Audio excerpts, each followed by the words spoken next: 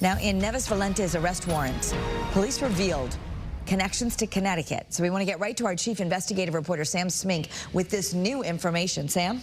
While investigating the shooting, police found Neves Valente rented a car in Boston before driving to Providence, and evidence suggests he planned to return the car in Connecticut.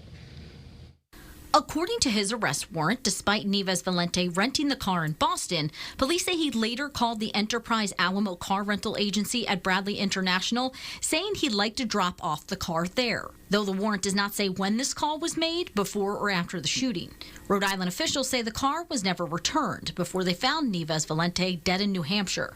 When the IT asked Connecticut State Police about the call, a spokesperson said information the suspect may have been found at Bradley was investigated and unfounded.